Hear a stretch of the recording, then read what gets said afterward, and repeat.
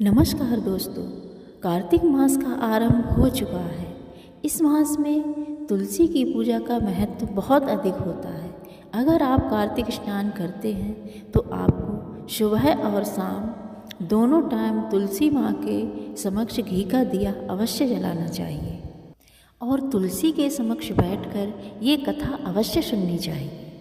कार्तिक माह में सभी स्त्रियां तुलसी को सींचती और वहाँ से चली आती, परंतु एक बूढ़ी माँ आती और वो तुलसी को सींचकर कहती, तुलसी माता सबकी दाता, तुलसी माता अड़ुआ दे लड़ुआ दे, पीताम्बर की धोती दे, मीठा मीठा गास दे, बैकुंठ का भास दे, दाल भात का जीम दे और ग्यारस की मौत दे, श्री कृष्ण का कांधा दे। बुढ़िया रोज आती और तुलसी माता से यही बात कहती। उसकी ये बातें सुनकर तुलसी माता सूखने लगी। तुलसी को ऐसे देखकर भगवान विष्णु ने पूछा, तुलसी, इतनी औरतें तुम्हें रोज पूछती हैं, मीठा भोग लगाती हैं, भजन कीर्तन सुनाती हैं, फिर भी तुम क्यों सूख रही हो? भगवान की बात सुनकर तुलसी माँ बोली, हे प्रभु, एक बूढ़ी माँ रोज़ आती हैं और ये सब बातें मुझे बोलती हैं। मैं उनकी सारी बातें पूरी कर सकती हूँ, किंतु श्री कृष्ण का कांधा मैं कहाँ से लाऊंगी? तब भगवान श्री हरि बोले, तुलसी, जब भी वो बुढ़िया मृत्यु को प्राप्त होगी, मैं स्वयं उसे कंधा देने आऊँगा।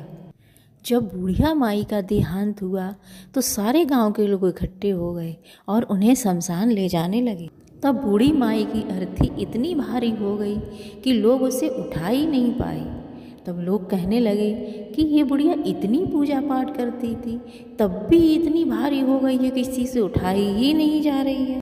तभी वहाँ एक वृद्ध के रूप में भगवान श्री हरि स्वयं आए और पूछने लगे, क्या हुआ?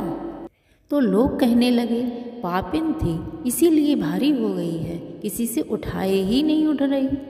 तब वो वृद्ध बोले, मुझे इसके कान में एक बात कह लेने दो, शायद उठ जाए।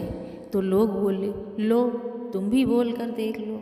और उसके कान में कहने लगे, बूढ़ी माई अड़वा ले कड़वा ले, पीताम्बर की धोती ले, मीठा मीठा घास ले, बैकुंठ का भास ले, दाल भात का जीम ले और ग्यारस की मौत ले और ले श्री कृष्ण का कांधा ले।